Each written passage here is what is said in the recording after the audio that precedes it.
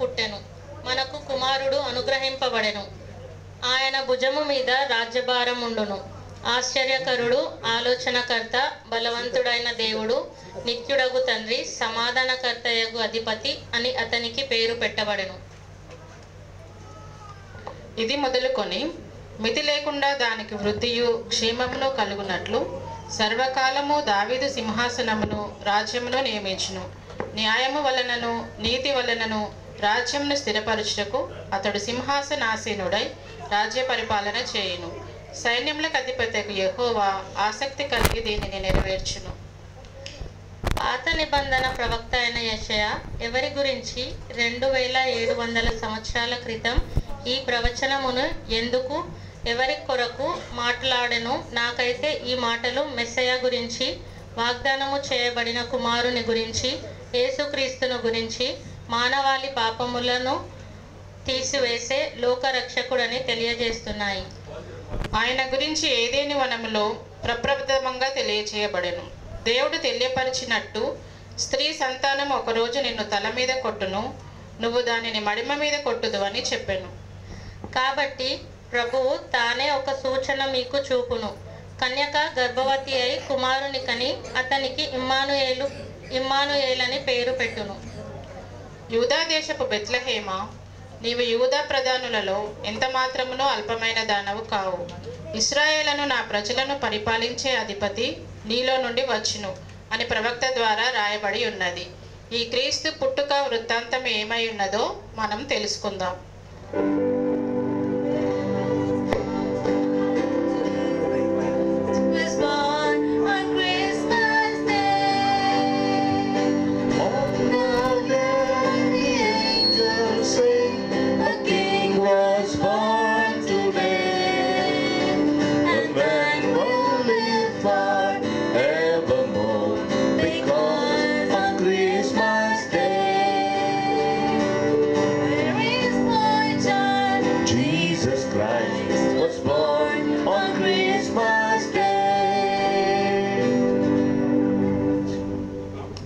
మరియా లోనికి ప్రవేశించి మోకరించి ప్రార్థనలో ఉండును.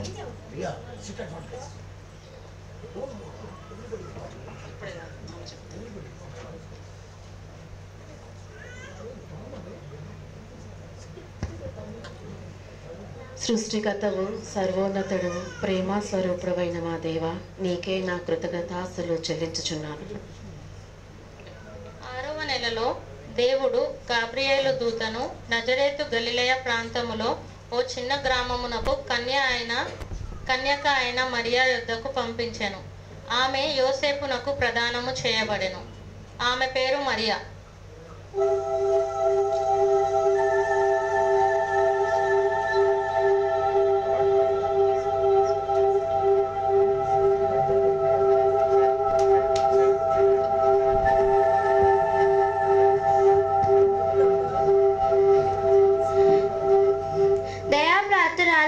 శుభము, ప్రభువు నీకు తోడై ఉన్నాడు. ఆ శుభవచనం ఏమిటో? మరియా, భయపడకుము, దేవుని వల్ల నీవు కృప పొందితివి. ఇదిగో నీవు గర్భము ధరించి ఒక కుమారుని కని ఆయనకు యేసు అని పేరు పెట్టెదవు. ఆయన గొప్పవాడని సర్వోన్నతుని కుమారుడు అనబడును. ప్రభు అయిన దేవుడు ఆయన తండ్రి అని దావీదు సింహాసనం ఆయనకిచ్చెను. ఆయన యాకోబు వంశస్థులు యుగ యుగములు ఏలెను. ఆయన రాజ్యము అంతము లేనిదై ఉన్నది. నేను పురుషుని ఎరుగని దానినే, ఇది ఎలాగు జరుగును? పరిశుద్ధాత్మ నీ మీదికి వచ్చెను, సర్వోన్నతుని శక్తి నిన్ను కమ్ముకొనెను.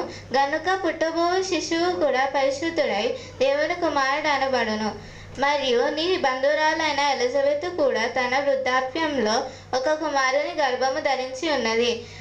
గొడ్రాలనబడిన ఆమెకు ఇది 6వ మాసము.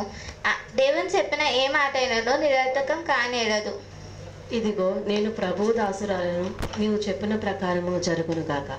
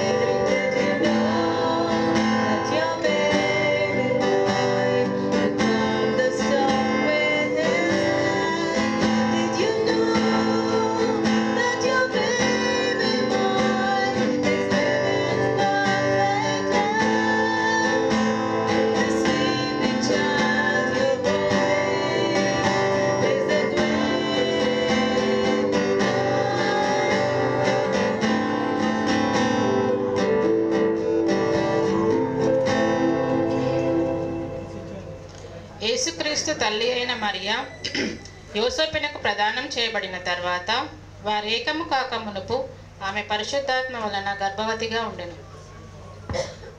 అయితే ఆమె భర్త అయిన యోసేపు నీతిమంతుడు. ఆమెను అవమానపరచనొల్లక రహస్యముగా ఆమెను వీడనాడ ఉద్దేశించెను. అతను ఈ సంగతుల గురించి ఆలోచించుకొనుచుండగా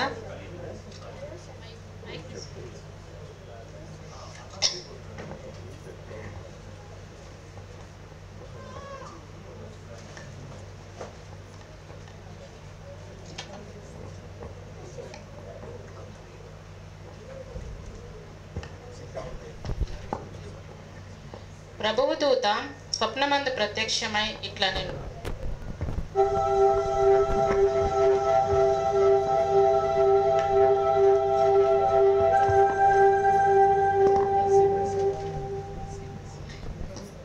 దావీదు కుమారుడైన యోసేపు, ఓ యోసేపు, నీ భార్య అయిన మరియను చేర్చుకొనుటకు భయపడకుము. ఆమె గర్భము పరిశుద్ధాత్మ వలన కలిగినది. ఆమె ఒక కుమారుని కనును. తన ప్రజలను వారి పాపముల నుండి ఆయన రక్షించుము. కనుక ఆయనకు యేసు అనే పేరు పెట్టుదువు. ఇదంతా కూడా ప్రవక్త అయిన యెషయా మాట చొప్పున జరిగెను. ఏమనగా, ఇదిగో కన్యక గర్భవతి అయి కుమారుని కనును. ఆయనకు ఇమ్మానుయేలను పేరు పెట్టుదురు. ఇమ్మానుయేలు అను పేరునకు భాషాంతరమున దేవుడు మనకు తోడని అర్థము. యోసేపు నిద్ర మేలుకొని ప్రభువు దూత తనకు ఆజ్ఞాపించిన ప్రకారం చేసి తన భార్యను చేర్చుకొని ఆమె కుమారుణ్ణి కనువరకు ఆమెను ఎరుగకుండెను. అతడు ఆ కుమారునికి యేసు అను పేరు పెట్టెను. ఇది ఎలా జరిగింది? మరియా గర్భవతి ఎలా?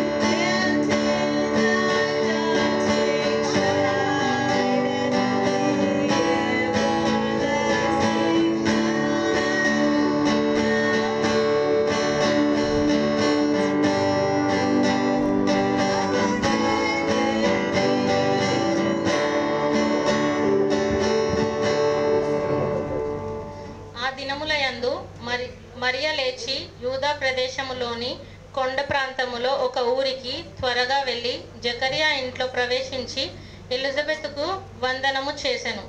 ఎలిజబెతు మరియా యొక్క వందన వచనములు వినగానే ఆమె గర్భముల శిశువు గంతులు వేసెను. అంతటా ఎలిజబెతు పరిశుద్ధాత్మతో నిండుకొనినదై బిగ్గరగా ఇట్లనెను,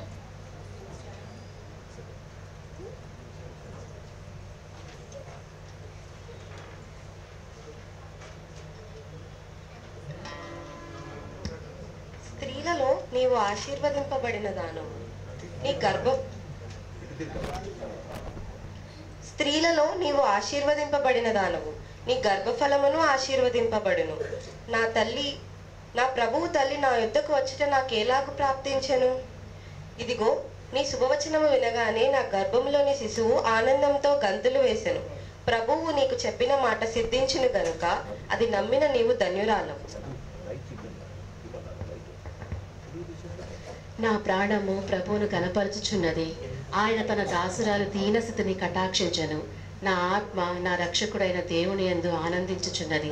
ఇది మొదలుకొని అన్ని తరముల వారు నన్ను ధన్యురాలని అందరు. సర్వశక్తుడు నాకు గొప్ప కార్యము చేసెను. ఆయన నామము పరిశుద్ధము. ఆజ్ఞ ఆయను. ఇది కురేనియా సిరియా దేశమునకు అధిపతి అయి ఉన్నప్పుడు జరిగిన మొదటి ప్రజా సంఖ్య. అందరూ ఆ సంఖ్యలో వ్రాయబడుటకు తమ తమ పట్టణములకు వెళ్ళిరి.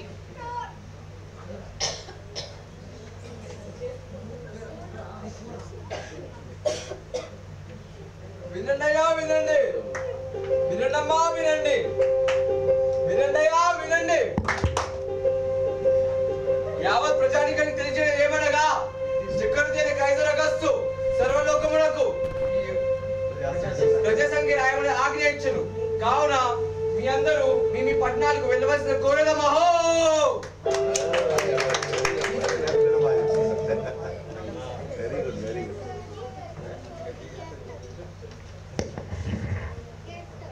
యావత్ ప్రజానికానికి తెలియజేయడం ఏమనగా, చక్రవర్తి కైజర్ అగస్తు సర్వలోకములకు ప్రజాసంఖ్య రాయవలని ఆజ్ఞ ఇచ్చెను. కావున మీ అందరూ మీ పట్టణాలకు వెళ్ళవలసిన కోరేదమహో.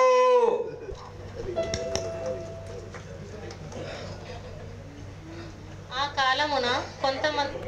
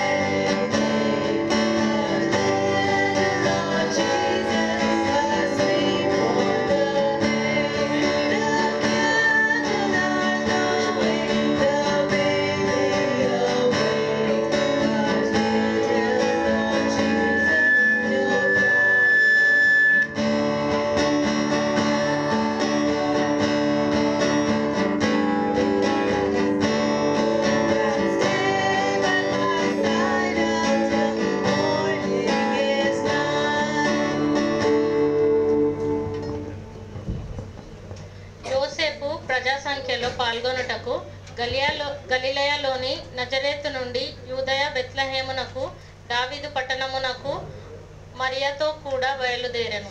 ఎందుకనగా అతను దావీదు యొక్క వంశావళికి చెందినవాడు.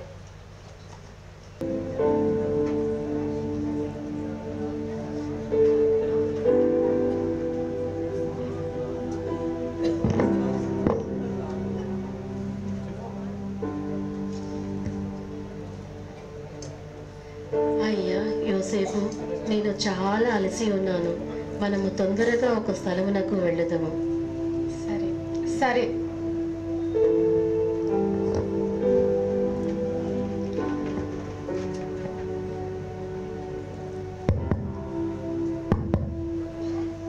మీకు ఏం కావాలను? అయ్యా, మా భార్య నిండు గర్భవతి. మేము తల దాచుకునేటకు కొంచెం స్థలం ఇవ్వగలరా?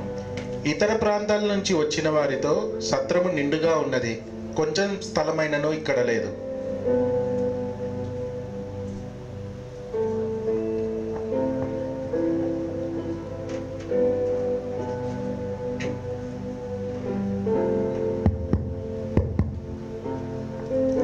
నీ భార్య నిండు గర్భవతి అనుకుంటా. అతనితో స్థలము గురించి మాట్లాడట వింటిని. మా యొక్క పశుల పాకలో కొంచెం స్థలం ఉన్నది, మరియు జంతువులు కూడా ఉన్నవి.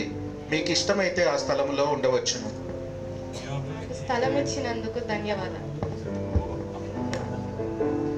వాళ్ళు పశువుల పాకలోకి వెళ్ళిన తరువాత శిశువు పుట్టుటకు సమయం దగ్గర పడి ఆమె తన మొదటి సంతానముగా కుమారుడికి జన్మనిచ్చెను. ఆమె అతనిని పొత్తిగుడ్డలతో చుట్టి పశువుల పాకలో పరుండబెట్టెను.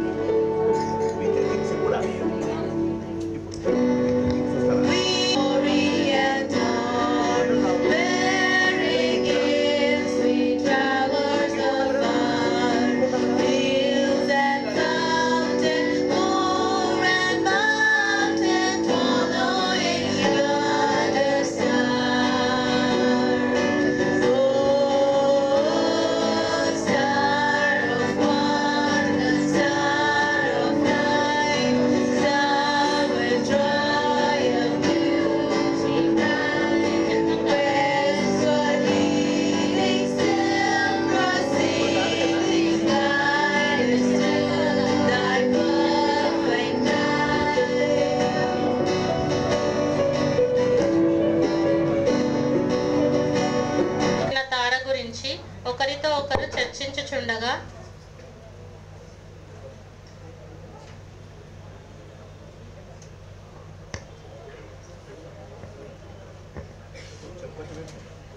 ఆకాశంలో ప్రకాశమానమైన నక్షత్రము నూతనంగా కనబడుచున్నది కదా.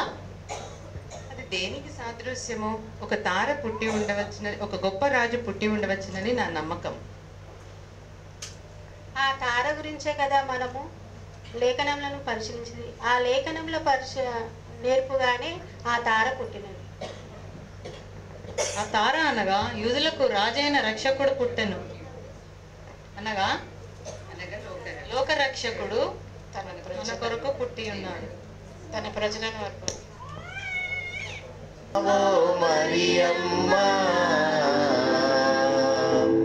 చుక్కాను చూసి మేము వచ్చినాము, చుక్కిపోవుటాకు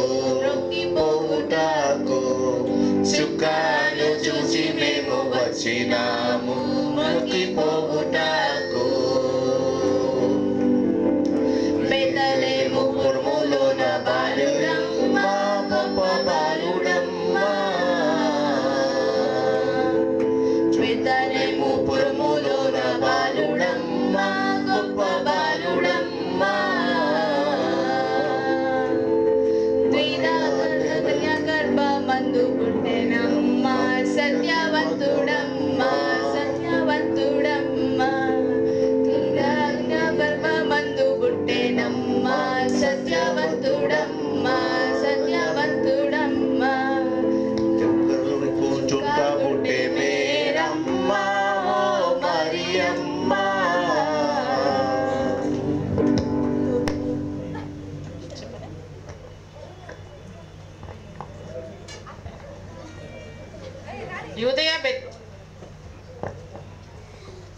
యూదయ బెత్లెహేములో ప్రభువైన యేసుక్రీస్తు జన్మించిన తర్వాత తూర్పు దేశపు జ్ఞానులు యెరూషలేములోని హేరోదు రాజునొద్దకు వచ్చిరి.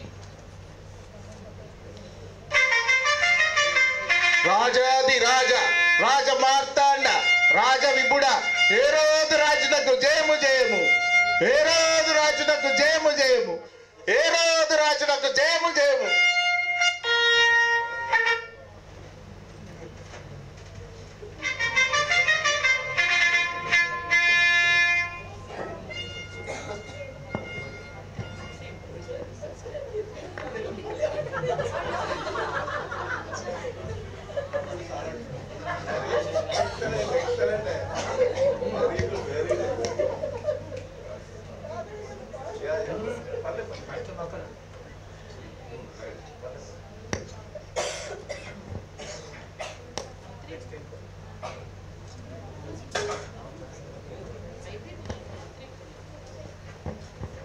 హేరోదు రాజునకు జయము జయము.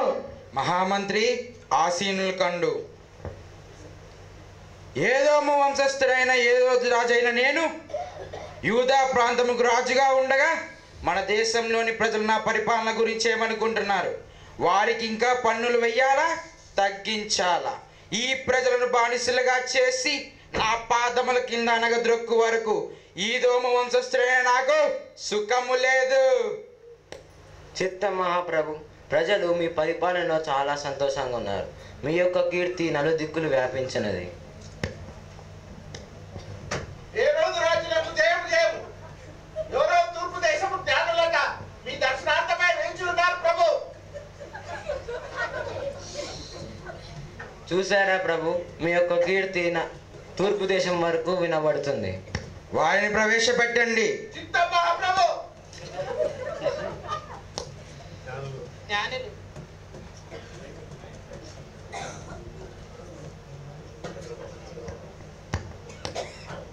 హేరోదు రాజునకు జయము జయము. మీ రాజ్యము ఎల్లవేళలా ఆశీర్వదింపబడును గాక. ఆసీనులు కండు.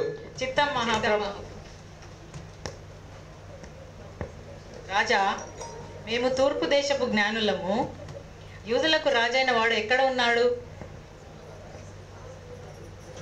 తూర్పు దిక్కున ఆయన నక్షత్రమును చూచి ఆయన పూజించవచ్చితిమి. ఆ యూదుల రాజు ఎక్కడ పుట్టి ఉన్నాడు? మేము ఈ రాజు గురించి తెలుసుకొని మీకు వర్తమానం తెలియజేస్తాం. అంతవరకు మీరు వెళ్ళి మా రాజ్య మందిరంలో విశ్రాంతి తీసుకొనండి. చిత్తం మహాప్రభు.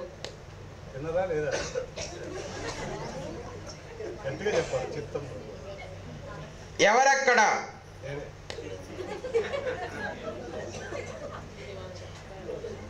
హేరోదు యాజకులను పిలవనంపుడి. నేను రాజుగా ఉండగా వేరొక రాజు పుట్టుటయా?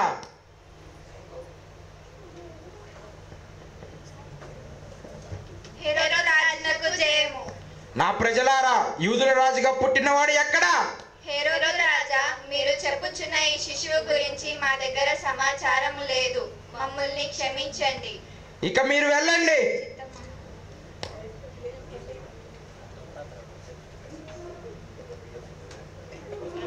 ఎవరక్కడ?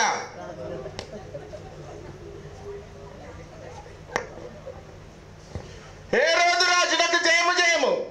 శాస్త్రులను పిలవనంపుడి. చిత్తమా ప్రభు.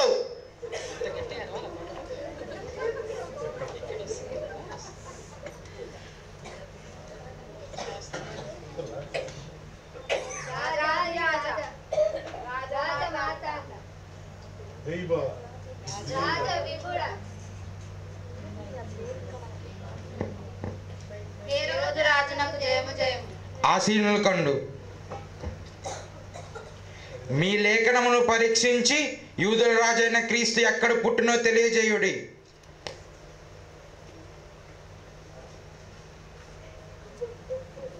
మహాప్రభు, యూదాయ దేశపు బెత్లెహేములోనే ఈ శిశువు జన్మించెను.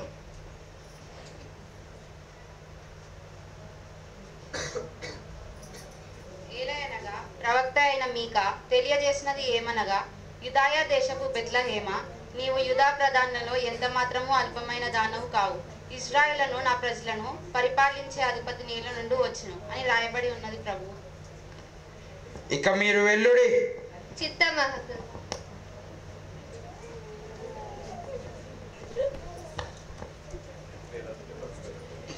వీరు జ్ఞానులా అజ్ఞానులా? ఆ శిశువు గురించి తెలుసుకొని అతన్ని మట్టు పెట్టేదా? అతల వితల రణాతల తలతల భువనాయిక భూచరం ఉంది. ఈ రోజు రాజు నేనుండగా వేరొక రాజు పుట్టాడయా? అసంభవం.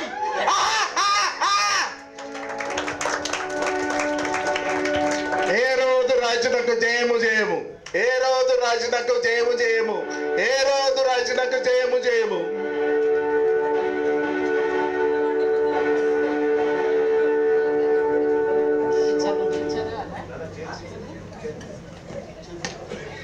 హేరోదు రాజు జ్ఞానులను రహస్యంగా పిలిపించి వారి కానీ రాజుని విడిచి వెళ్ళిన తర్వాత స్వప్నమందు దూత చేత హెచ్చరింపబడి హేరోదు రాజు వద్దకు తిరిగి రాక వేరొక మార్గమున వారి దేశమునకు వెళ్ళిరి. ఆ కాలమున కొంతమంది గొర్రెల కాపరులు కొండ మీద గొర్రెలను మేపుచుండగా క్రీస్తు జననం గురించి వారికి తెలియపరచబడెను.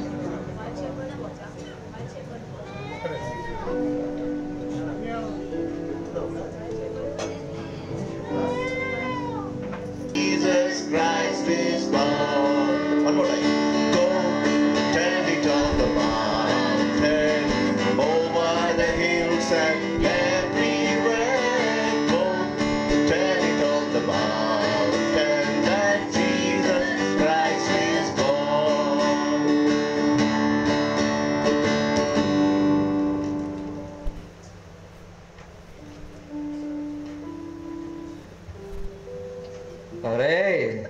రూపేను, యూదా, యాకోబు ఇటు రండ్రా, చీకటి పడుతుంది, గొర్రెలను దొట్టిలో చేర్చాలి.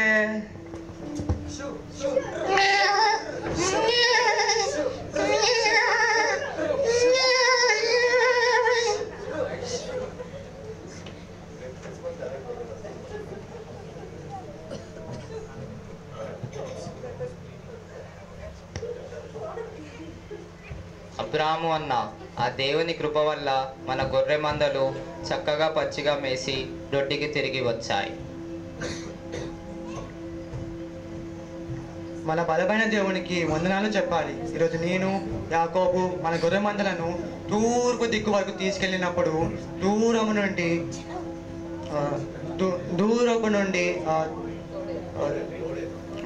తోడేలు మందలు మా మీదకి దాడి చేశాయి. అప్పుడు మేము మన దేవునికి ప్రార్థించగా ఆయన సహాయంతో కర్రలతో వాటిని దాడి చేసి వాటిని తరిమి వేశాము. అవునా? మన దేవుడు మనని ఎల్లప్పుడూ కునుకక నిద్రించక కాపాడుతూనే ఉంటాడు. రండి ఆయన స్తుతిద్దాం. హల్లెలూయా స్తుతి మహిమ దేవునికి ఇచ్చెదము. హల్లెలూయా స్తుతి మహిమ ఎల్లప్పుడూ దేవునికి ఇచ్చెదము. హల్లెలూయా హల్లెలూయా హల్లెలూయా హల్లెలూయా.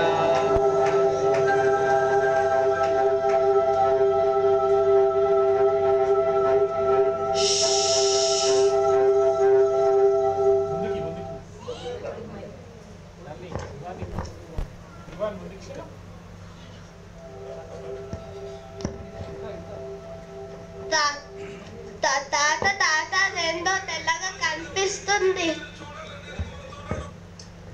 తాత అదేదో తెల్లగా దయ్యంలాగా ఉన్నది. ఆ దయ్యం కాదురా, దూతలు, అనేక దూతలు. భయపడుకుడి, ఇదిగో ప్రజలందరికీ కలగబోవు మహా సంతోషకరమైన సువర్తమానం నేను మీకు తెలియజేయుచున్నాను. దావీదు పట్టణమందు నేను రక్షకుడు మీ కొరకు పుట్టి ఉన్నాడు.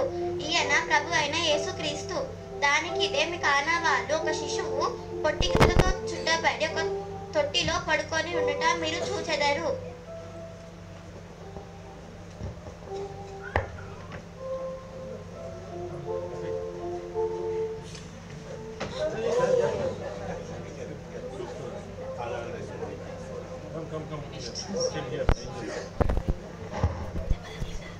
అరే చూస్తారా దేవుడు మనకి ఎలా తెలిపాడు ఈ అద్భుతమైన విషయం. రండి అందరం బెత్లెహేముకి వెళ్ళి ఆయన స్తుతిద్దాం. రాజు పుట్టెనయ్యా రాజులకు, రాజు పుట్టెనయ్యా రారే చూద్దాం మన మెల్లుదామన్నయ్య, రారే చూద్దాం మన మెల్లుదామన్నయ్య. రాజులకు రాజు పుట్టెనయ్యా రాజులకు, రాజు పుట్టెనయ్యా రారే చూద్దాం మన మెల్లుదామన్నయ్య, రారే చూద్దాం మన మెల్లుదామన్నయ్య.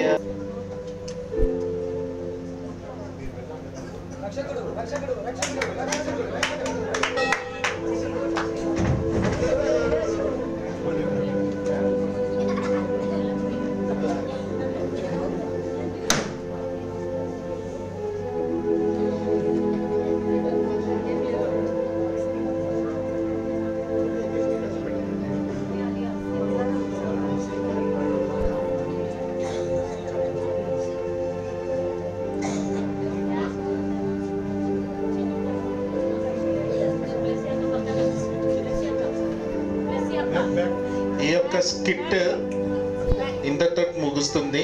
ఈ యొక్క స్కిట్లో మరి మరియగా ఉషక్క, యోసేపుగా బ్లెస్సీ, దూతలుగా జెస్సీ, మెస్సీ, ఇవాన్, మర్సీ, అదేవిధంగా జ్ఞానులుగా ఉమెన్స్ కమిటీ వారందరూ ఉన్నారు. వారు సహాయం చేసిన దాన్ని బట్టి ఉమెన్స్ కమిటీ వారికి ప్రత్యేక వందనాలు. షెపర్డ్స్కి చాలా ఎక్కువ భక్తి ఉన్నట్టుంది. ఉమెన్స్ కమిటీ వారి జ్ఞానులుగా ఫీబక్క, పల్లవక్క, అదేవిధంగా శ్రీలక్ష్మక్క, అదేవిధంగా హేరోదు రాజుగా అంకిత్, భటులుగా వేణు, అదేవిధంగా డేవిడ్ జయకుమార్ అన్న, అదేవిధంగా షెపర్డ్స్గా జోయల్, నోయల్, లియో, స్టెఫన్. మరి చాలా తక్కువ టైం ఉన్నది, చాలా తక్కువ టైం ఉన్నా కానీ ఒక్క 2 ప్రాక్టీస్ మాత్రమే మేము చేసినాము, ఎక్కువ ప్రాక్టీస్లు కూడా చేయలేదు. మరి ఈ యొక్క స్కిట్లో సహాయం చేసిన ప్రతి ఒక్కరిని బట్టి వందనాలు.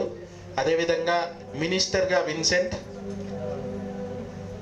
మరి సింగింగ్లో హెల్ప్ చేసిన మైటీ, అర్పితక్క, పాస్టర్ అంకుల్, అదేవిధంగా మనకు keyboard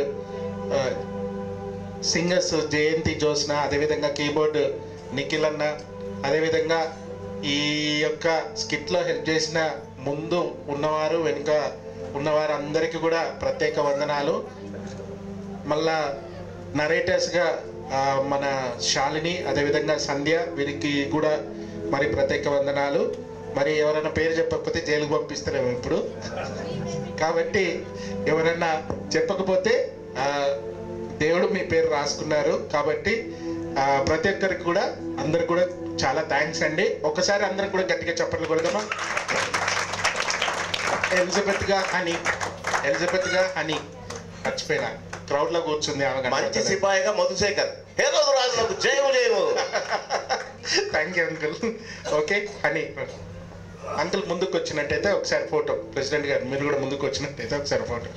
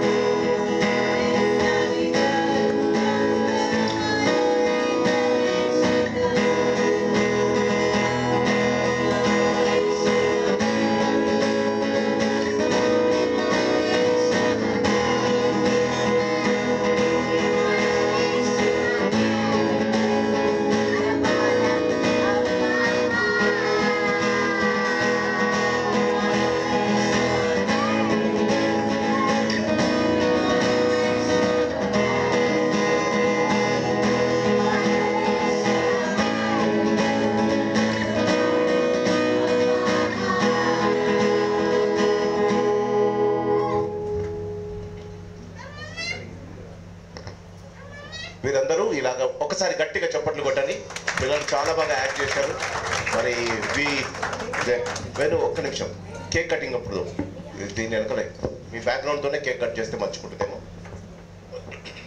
cake cutting Yadaiah cake తీసుకురా.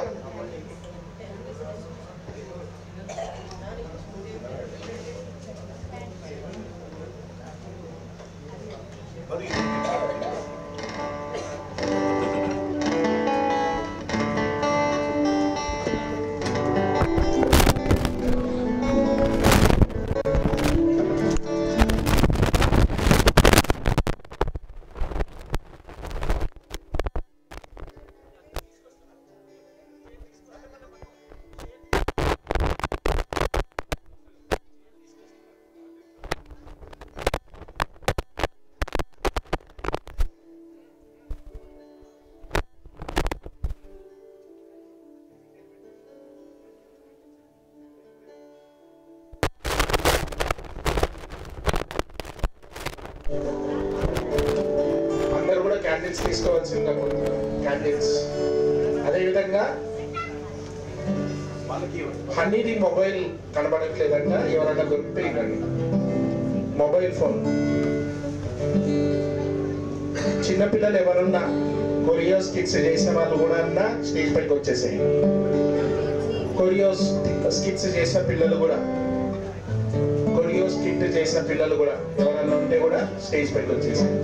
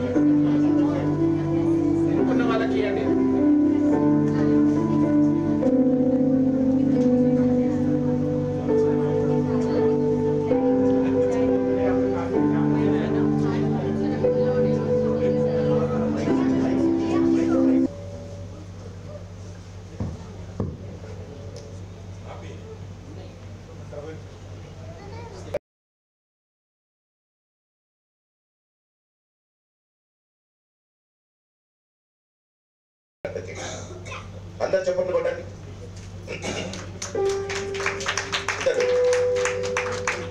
గట్టిగా